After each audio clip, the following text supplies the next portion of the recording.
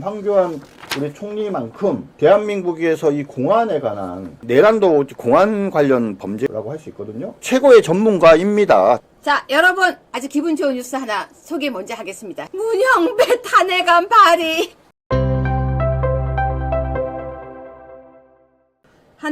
황교안 윤 대통령 변호인단 합류했다라고 지금 가르쳐 주시는데요. 속보 떴는지 확인하고 여러분에게 바로 알려드리겠습니다.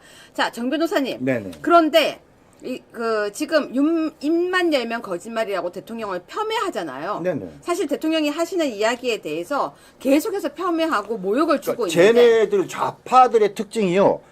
부정적인 얘기를 계속 반복을 해요. 변호인단 합류 맞습니다. 소개해 주세요. 그래요. 저거는 저희가 처음부터 얘기했잖아요. 왜냐면 하셔야 한다고. 그렇죠. 왜냐하면 황교안 우리 변호사님, 황교안 우리 총리만큼 네. 대한민국에서 이 공안에 관한 내란도 공안 관련 범죄라고 할 수 있거든요. 그래서 최고의 전문가입니다. 정치인이기에 앞서서. 그렇기 때문에 저희는 처음부터 황교안 총리를 이 윤석열 대통령이 변호인단에 들어가야 된다라고 처음부터 말씀을 드렸는데, 아무튼 뭐 좀 이런저런 고민을 하시다가 요번에 변호인단에 합류하신 거 축하드립니다. 자, 여러분 우리 박수 좀 쳐드렸으면 좋겠습니다. 저기 슈퍼챗 감사합니다. 별하님 커피 꼭 마시겠습니다. 우리 두 사람인데요. 윤석열 대통령 그 변호인단에 황교안 총리가 들어가신 것 여러분 박수로 힘찬 응원했으면 좋겠습니다. 그럼 이 판국에 황교안 하면은 우리가 부정선거 부방대의 대장이다 알고 있는데요. 5번 뉴스 보시면서 얘기하고 가겠습니다. 당연히 칭찬해야죠. 그죠? 그럼요. 자, 정 변호사님. 네. 안철수는 부정선거 증거 없다고 얘기를 했대요. 네. 반 이재명 뭉쳐야 된다고. 근데 저는 그러니까 안철수나 또는 안철수 등으로 상징되는 부정선거 부정론자들. 네. 부정선거에는요, 부정선거 부정론자가 있고, 부정선거 회의론자가 있고, 부정선거 검증론자가 있고, 부정선거 확신론자가 있고, 전 네 가지가 있다고 합니다. 그죠? 확실한 증거 없이 무조건 부정선거가 있다라고 이야기하는 것도 뭐 사실은 문제가 될 수 있지만, 증거가 있는지 없는지, 왜 같은 대한민국의 2025년을 살아가는 사람들 중에 일부가 정말 호소까지 하면서 부정선거의 문제점을 이야기하는지를 한 번만 가슴을 열고 얘기하는 사람이라면, 정치인은 당연히 그래야 되는데, 그런 사람이라면 부정선거, 부정론 이런 거 함부로 얘기하면 안 돼요. 그래서 저는요, 안철수가 뭐 어차피 대통령이 될 사람도 아니지만 이렇게 얄팍하게 부정선거 증거 없어 이렇게 얘기하는 거는요, 정말 나쁜 거라고 생각해요. 세상에서 말입니다, 하나님도 조물주도 입증하지 못하는 게 뭔지 아세요? 없다는 것은 입증이 안 돼요. 근데 어떻게 감히 안철수 정도 되는 자가 지가 증거가 없다라고 얘기를 해요. 그러면 증거가 있고 의혹이 있다라고 얘기하는 수많은 사람이 뭐가 되는입니까? 자, 여러분 한번 웃고 갈까요? 아주 기분 좋은 뉴스 하나 소개 먼저 하겠습니다. 12번 뉴스입니다. 문형배 탄핵안 발의. 아까 제가 정 변호사님한테 낚였는데 이건 진짜예요. 이건 진짜예요. 소개해 주세요. 예, 국회에 따르면 문형배에 대한 탄핵안이 3일날 법제사법위원회에 회부가 됐다라고 합니다. 그럼 다들 이상하게 생각할 거예요. 누가 도대체 안건을 냈지? 국민의힘 국회의원이 냈나? 누구야 누구? 도대체 우리가 이런 사람이 다 있어? 근데 안타깝게도 국민의힘 국회의원은 아니고요, 어떤 한 시민이 국회 청원을 올렸습니다. 근데 국회 청원을 국민이 올리면, 그죠? 의회 소개 청원과 국민 동의 청원 두 개가 있는데, 이건 이제 국민 동의 청원에 해당합니다. 3일 동안 국민 5만 명이 동의를 하면 국회의원이 발의한 것과 같은 효력을 가진 의안이 된대요. 무슨 말인지 아시겠죠?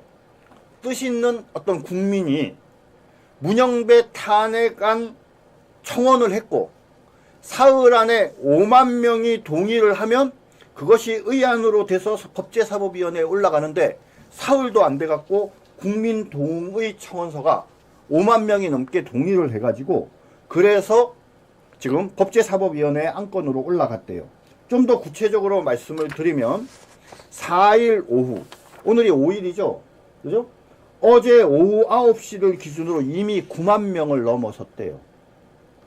이 시민 한 분이 누구신지 모르겠지만, 그렇죠? 여기도 박수. 박수. 여러분 여기도 박수. 우리 유여회 적반하장에서는요. 박수를 칠 일이 가득한 뉴스를 가지고 108명의 국회의원들보다 훨씬 낫지 않습니까? 와 진짜 국민의힘 국회의원보다 영웅이에요. 아 참 정 변호사님 네네. 오상종 대표가 또 잘하잖아요. 아, 오상종 근데 대표. 이분도 정말 대단해요. 아, 그럼요. 자 여러분 무조건 박수. 그럼 또 하나 비웃고 갈까요 여러분? 아, 여기 청원자가 이땡땡이네요. 이름이 안 이땡땡. 나오더라고요. 이땡땡이에요. 이씨예요, 이씨. 네. 혹시 이분 누구신지 알면 좀 알려주시면 꼭 유채고가 저 방송에 좀 아 제가 진짜 모시고 모시고, 싶습니다. 그래서 꼭 혹시 좀 이분 얘기를 아시면요. 들어봤으면 좋겠습니다. 근데 여러분 이건 비웃고 가는 뉴스예요. 13번 뉴스요. 오늘 이재명이 되게 웃겨요. 이재명이 급하신가 봐요. 이제 대장동 재판에 와가지고요. 내란 사건에 더 관심을 가지세요. 정 변호사님, 네. 이거 또라이 아니에요? 사람들이 자꾸 자기한테 관심을 갖는 게 두려운 거죠. 그러니까 이거잖아요. 아 저기 나 말고요. 저쪽에 보세요. 그거잖아요. 오늘 혹시 재판 내용이 뭔지 아세요? 대장동 사건, 백현동 사건, 성남 FC 사건 이런 것들이 다 합해져 가지고 있는 거예요. 대장동 사업과 관련해서는요. 민간 사업자에게 유리한 사업 구조를 마련해서 4,895억, 약 5천억에 가까운 손해를 끼친 혐의고요. 위례 신도시 사업과 관계돼서는 정보 등을 제공해서 211억 상당의 이익을 얻게 한 거고, 네이버 등의 인허가 특혜를 제공하면서 성남FC의 후원금 133억 원을 내게 한 거예요. 근데 자기한테 관심 갖지 말래요?